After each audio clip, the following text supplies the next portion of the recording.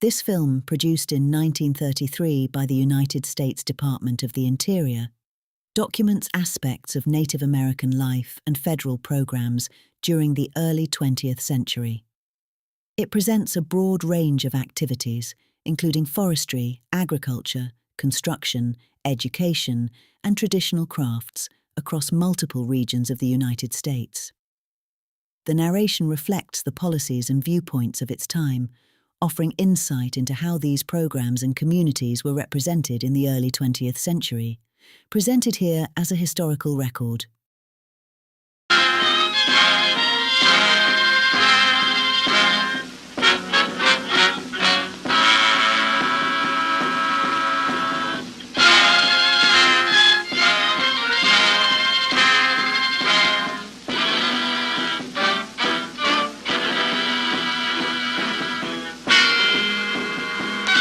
Sometimes facts are dull. Popular interest is most easily stirred by the unusual. This perhaps is the reason scarcely 1 in 1,000 knows the true story of the American Indian in relation to his government. It is the strange and the unusual in relation to the Indian which has been painted as permanent adornment for the walls of our public buildings, homes, and art galleries. Even a meager knowledge of Indian facts, and they're by no means dull, must be sought by those who feel them essential to a well-rounded knowledge of public affairs.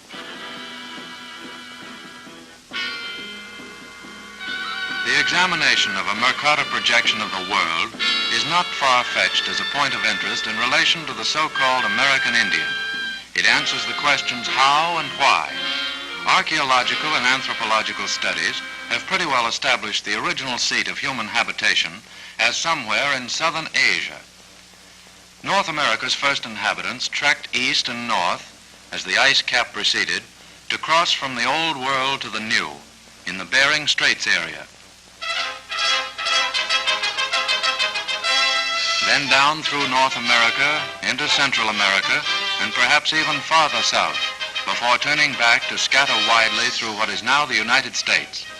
There is a definite series of links between these earliest inhabitants and the people Columbus found when he discovered America. Radiation to the west from the same point of beginning was probably responsible for the civilization in the European countries to which Columbus and his contemporaries in the 15th century belonged. With the map as visual proof, it is interesting to observe the soundness of the idea Columbus had developed in the face of ridicule as the basis for his history-making voyage.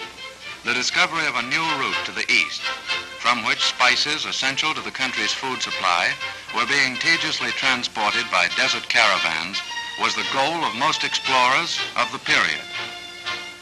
Columbus became the best-known exponent of the theory that the earth is round, not flat, and that it followed that at least another and possibly a better way to reach a point known to be east of the place of starting was to travel west. He sailed west from Spain looking for India, which he knew was someplace east. He was absolutely right in his conclusions. If he had not bumped into another continent, the existence of which was unknown to him, and if his mutinous men had permitted him to continue his journey 2 or 3 times as far, he would have reached his original objective. India and the islands near it, now known as the East Indies, had been charted. Columbus had a mental picture of what he was looking for. When he landed at San Salvador, discovered it was an island, and that there were other islands in the group, he had good reason to believe he had attained his goal. And so the natives found on San Salvador and later on the North American continent were reasonably called Indians. Had the land been immediately recognized as new and named America, these natives would surely have been called Americans, and all of us who moved in after them would logically have been obliged to recognize their prior claim to our name. The first treaty between the United States as an organized government and an Indian tribe was made with the Delaware Indians September 17, 1778. In the 93 years which followed, up until March 3, 1871, numerous similar treaties were signed, many of them negotiated by the sturdiest characters in American history for the consideration of American Congresses, the members of which had personal knowledge of the dangers and problems involved. There are now on the statute books 370 Indian treaties and 2,000 laws relating to Indian affairs.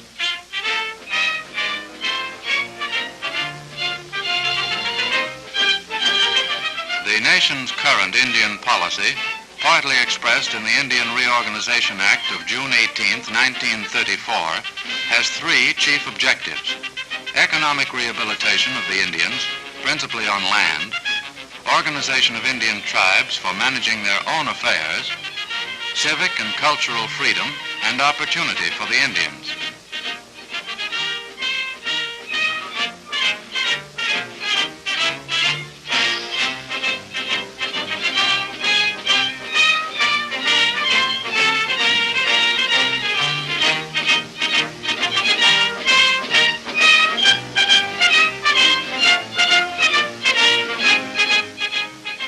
Later days, the Indian, in relation to the federal government, is the story of the Indian Bureau set up under the War Department in 1824 to become 25 years later the Office of Indian Affairs of the Department of the Interior. It's the story of nearly 375,000 people, men, women, and children, in the ordering of whose lives all citizens of the United States participate in discharge of obligations set up by treaty and by law. Men, women, and children in every state and the District of Columbia, but resident in greatest numbers in the West and Southwest, where 90% of the 51 million acres in the country's 265 Indian reservations are situated. It's the story of an outdoor people who live on farms and ranches, in the forests and in the desert.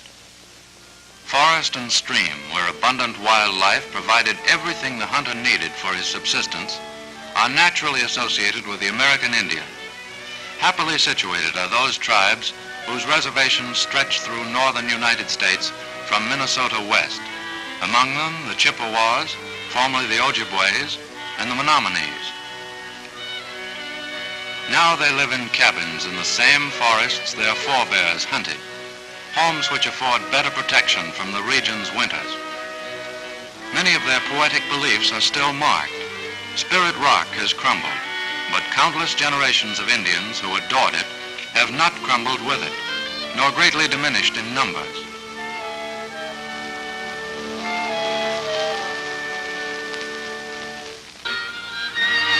In readjusting their lives to meet new conditions, many of these Indians of the forest primeval have turned to the timber of today for that other kind of subsistence they must earn.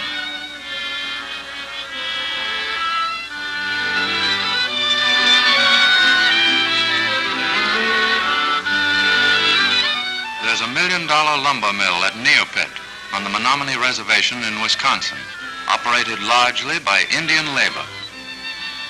Electrically powered, it is modern to the nth degree and has an output of about 22 million feet per year.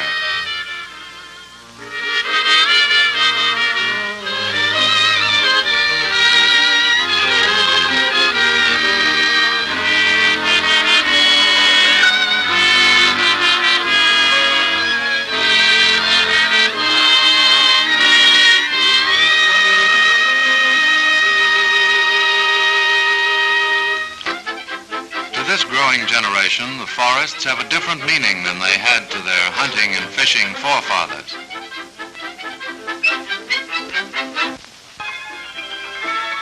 And with this new conception of life have come new problems with which the federal government must help the Indians, just as others are being helped. Forest fires are a constant threat.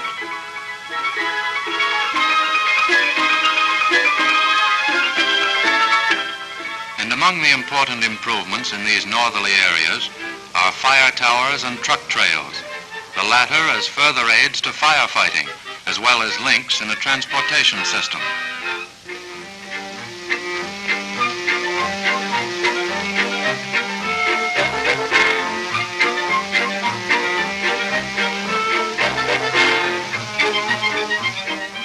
On the Indian reservations, where the government supervision is more effective than on privately owned land, lumbering is conducted along careful lines.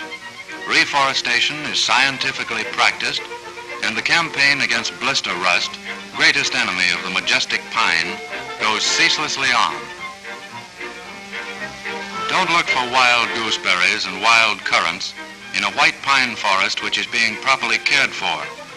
They are hosts to bugs which destroy millions of dollars worth of timber annually.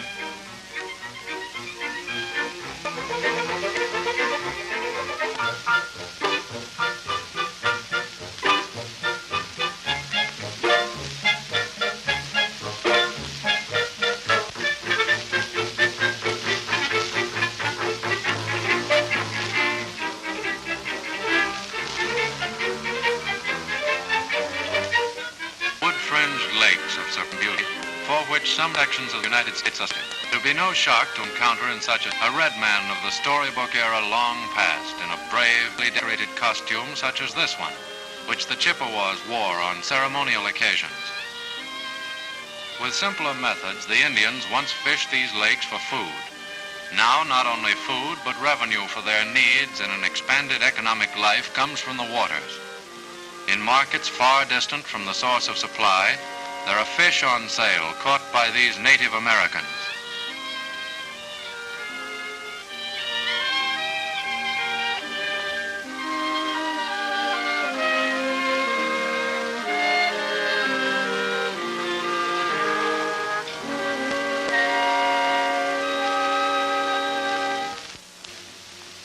Enjoyment of the beauties of his lake-studded domains to the Indian himself. New good roads open the way for visitors and make the reservation generally accessible.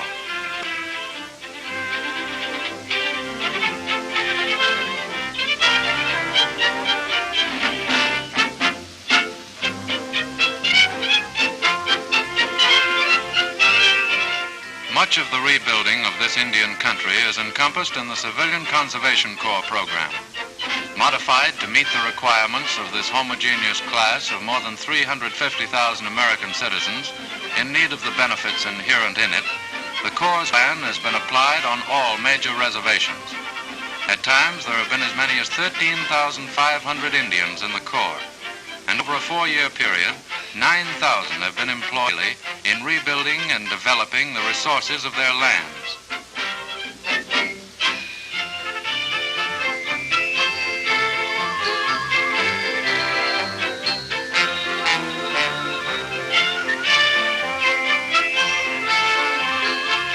Indian enrollees rank with their white brothers in simplification of the arts and crafts which are common to the recreational and avocational programs in all Conservation Corps camps.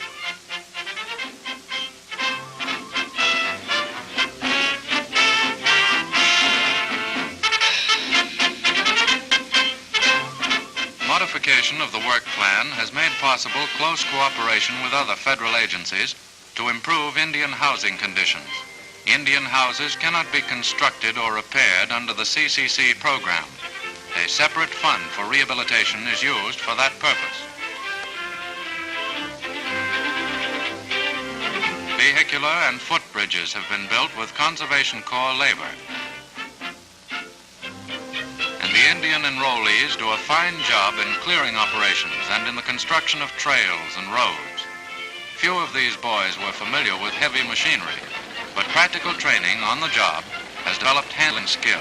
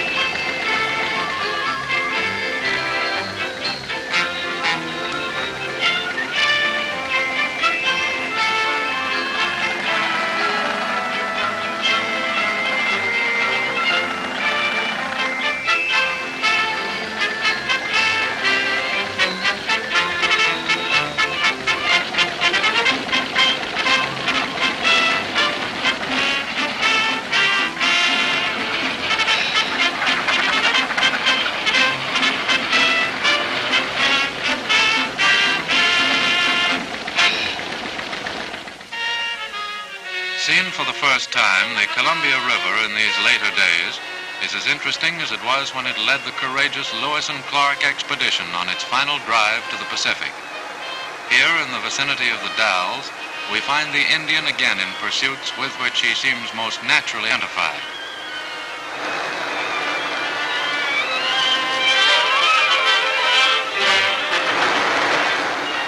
Early treaties in many instances ensured to certain tribes of Indians for all time wildlife privileges which are not now enjoyed by others. In the Columbia, for instance, the Indian can spear fish, but the white man cannot.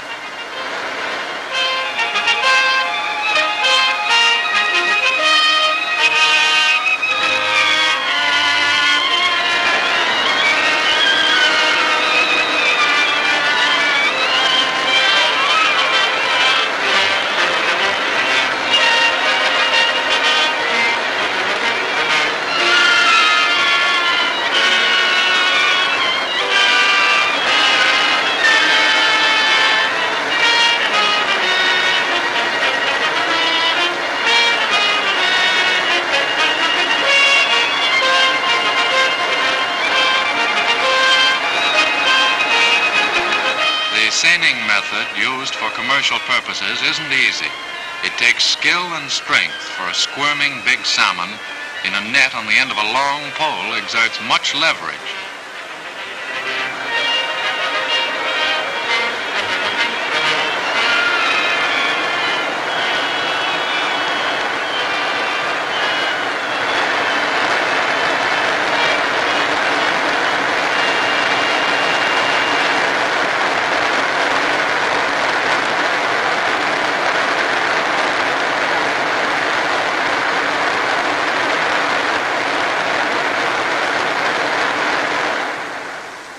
Great family interest in this fellow.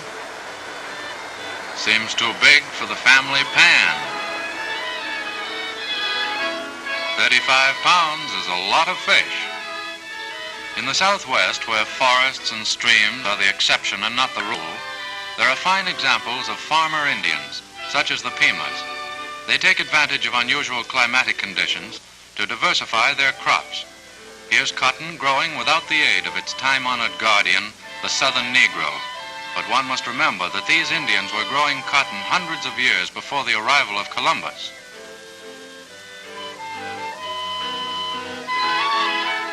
Considerable progress also has been made in the cultivation of oranges and other citrus fruits.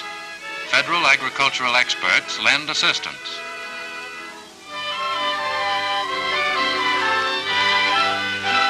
The same help is being extended to ensure better results with more commonplace crops. In some sections, agriculture has been developed on a sufficiently large scale to justify the use of modern machinery. Here, startling stories are told of fortunes won and lost by those with money enough to put water on this remarkable soil. Arizona farmhouses and buildings among the Pimas and their neighbors, the Papagos, may not be familiar as such. But there are stables and horses and happy children and dolls.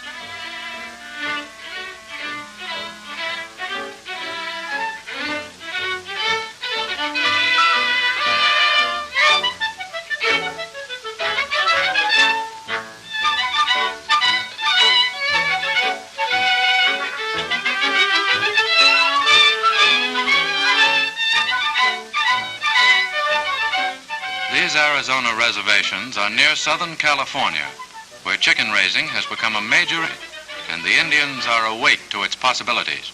Even the youngsters are being taught the art of selecting individual birds, keeping for egg production and those for the family pot. Training for Indian youth also includes the use of woodworking tools. There is significance in the fact that this group is building houses to attract birds, not to kill them.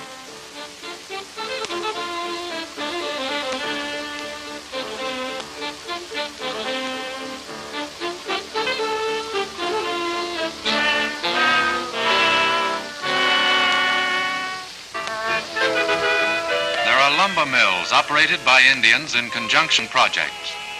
The strong influence of such agencies as the 4-H Club is apparent.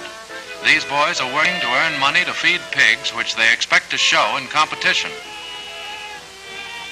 As a part of their well-rounded life in relation to the soil, these Indians graze many cattle. The area's irrigation systems, primarily for agriculture, are serving added purposes in providing better pasture and man-made water holes. Wherever beef cattle are raised, there must be roundups and branding. Lessons in these are ones the Indian boys find easy to learn.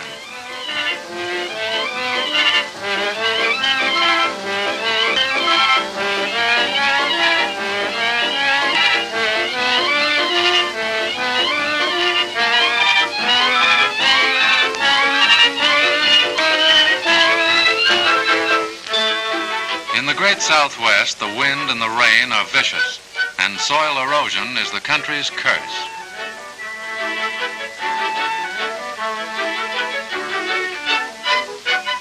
So the rebuilding process, stimulated by the Civilian Conservation Corps, deals chiefly with the correction of these erosion conditions.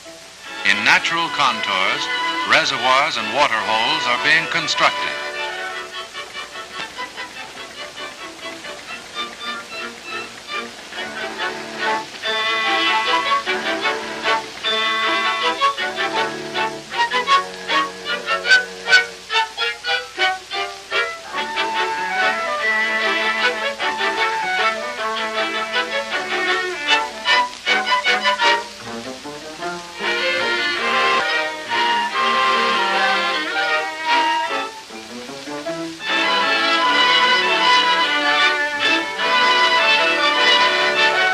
Stones are hauled miles for riprapping, without which the elements would continue to wreak their havoc and in an hour make a mockery of man's labor for a year.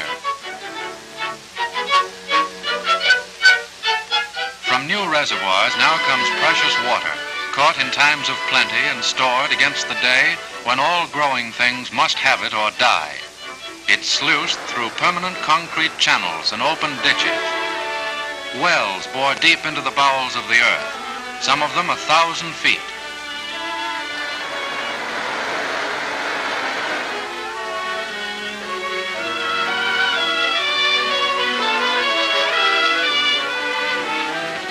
Trackless wastes, once a true description, will not be apt much longer. Roads are breaking down the trackless idea, and irrigation projects are turning wastes into productive land.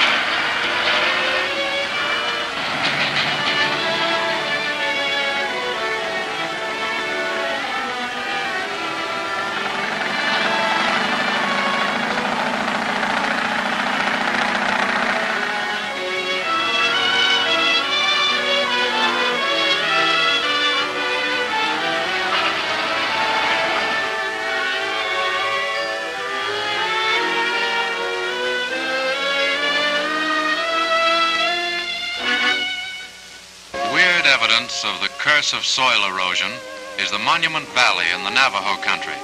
Scenic grandeur to the visitor, ominous warning to those concerned with protecting and improving the range for the Navajo's million sheep.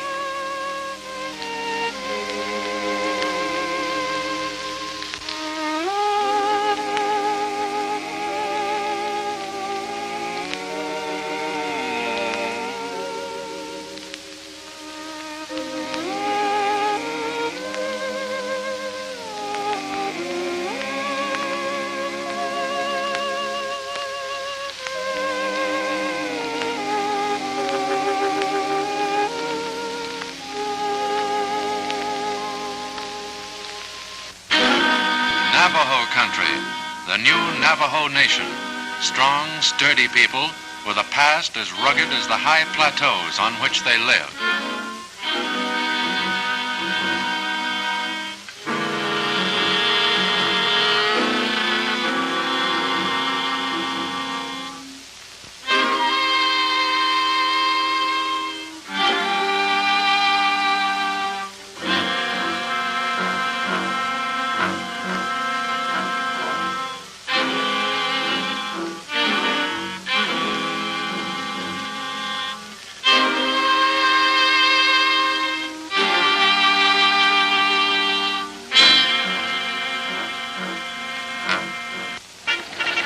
Fewer sheep, better pasture, and diversified farming are the answers to the Navajo's problem. In Fruitland Valley along the San Juan River, a new agricultural community is being developed through the construction of an ambitious irrigation system.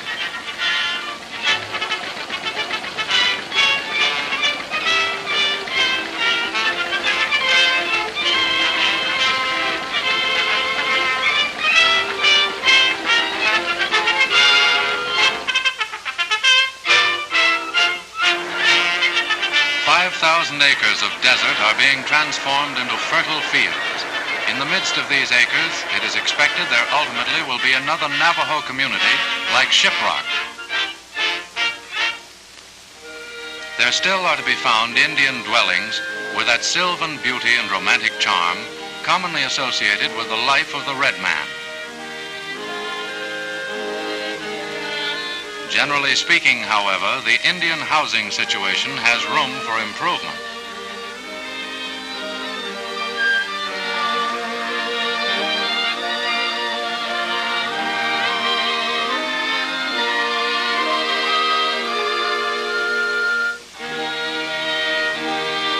And through the years, there has been constant change for the better. This row of 7 cabins was built a long time ago for 7 old Indians. formal houses and Indians are not basically compatible. Before house building can be undertaken, the Indian must be convinced of the superior advantages of the white man's home over the shelters he has found to his liking for so many generations. But the transformation of thought is underway. The new Indian is the Indian in overalls, learning masonry and carpentry and the use of the white man's implements.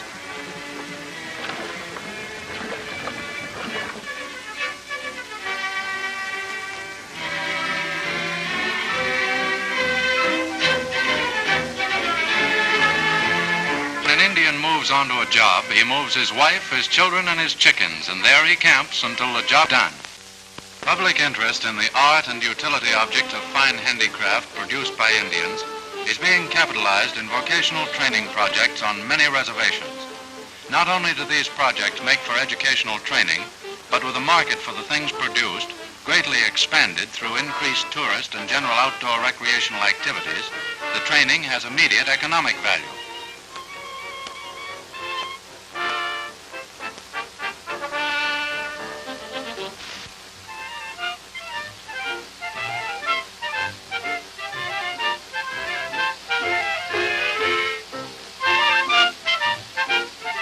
There is a marked degree of proficiency among various tribes in the several handicrafts. Museum exhibit pieces of Indian-made basketry have been known to sell for $1,000.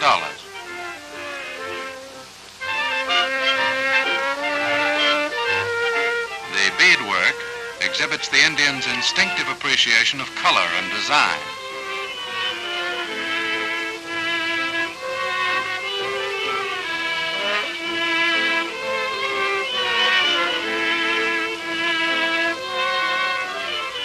Weaving and general textile work recall that in his native state, the Indian produced all his implements and accoutrements of living. Blankets from wool grown on his own sheep, carded, spun, dyed, and woven, or from his own cotton plants, were originally produced as a household necessity, not for sale to others directly or through traders.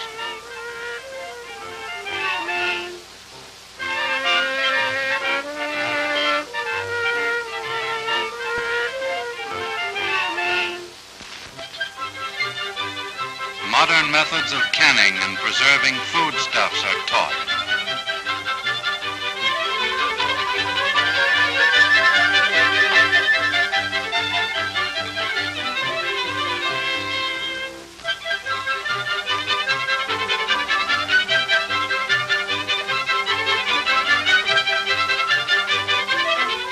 Foods put up in these demonstration kitchens are distributed among the needy and among the growers of the foods.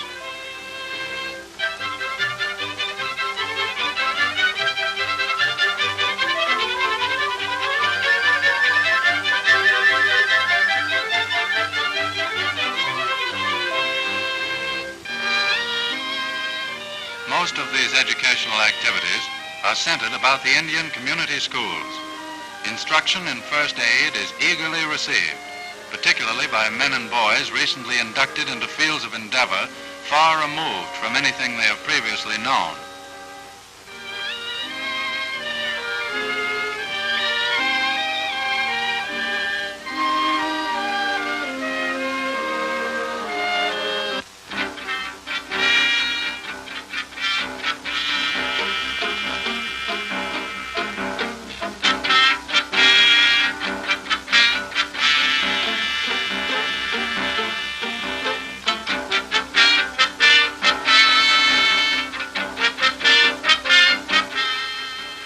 Most colorful in the life of the Indians, as they live today, are their frequent assemblies, largely for recreation. The annual fair held by the Crows at their central agency in southern Montana is an example.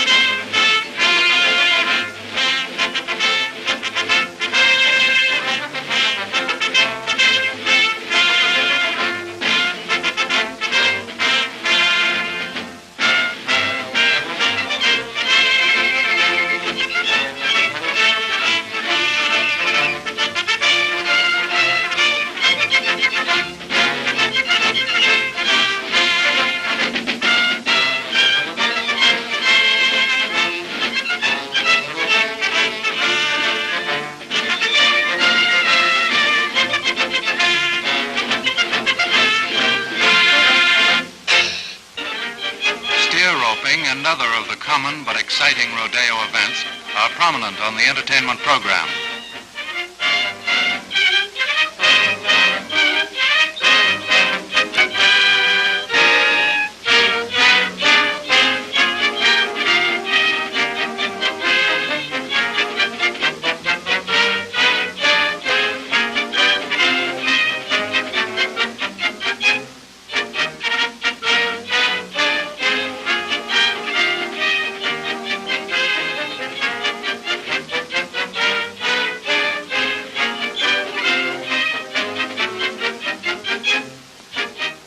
Horse racing packs a big thrill because the riders usually are lightweight Indian boys who display instinctive, reckless ability.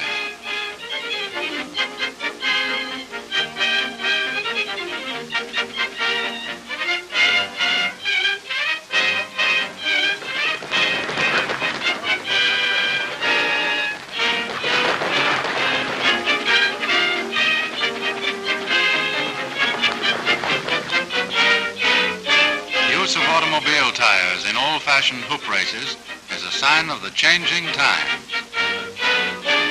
And here's the time-honored tug-of-war with struggling Indians on both ends of the rope.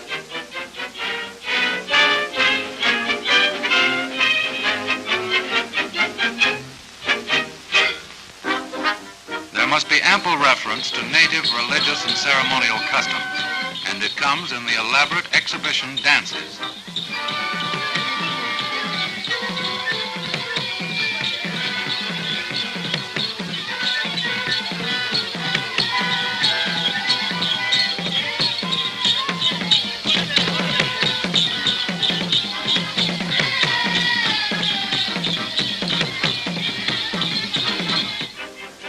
While the federal government's policy has worked out through contact with the Indians for more than 200 years, is stated as helping the red man to live his own life and manage his own affairs, it is obvious there always must be influence by the majority of inhabitants in the United States to change the habits and customs of the minority. Such influence is intended to be nothing other than helpful, to raise the Indian's standard of living, to make him happier and more comfortable. Effective tools of helpful change are at work. With the aid of the white man, Indians in the United States now have fine schools in which there is available to the youth of the race education comparable to those attended by white children. Where the concentration of population warrants, there are day schools with modern buses to transport pupils. Also, numerous consolidated schools in which all grades, including high school, are taught. Vocational training as practical preparation for future living is emphasized. Splendid hospitals are provided, and in addition, a field health service is in operation.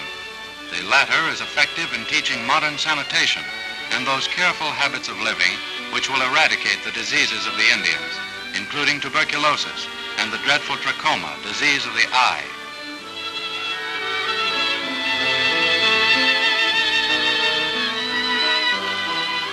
Religious influence is tolerantly applied. The Indian, like any other citizen of the United States, is allowed to worship as he pleases.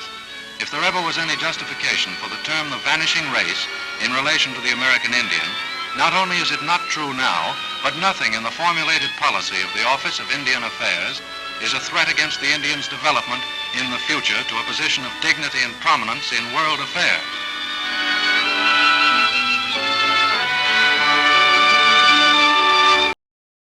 This film remains part of the historical record of federal policy and Native American life during the early 20th century. It reflects both the activities documented and the perspectives through which they were presented, providing context for understanding this period. Today, it serves as a visual record of communities, labor, and cultural practices as seen through the lens of government filmmaking. Preserved and presented by American Visual Archive.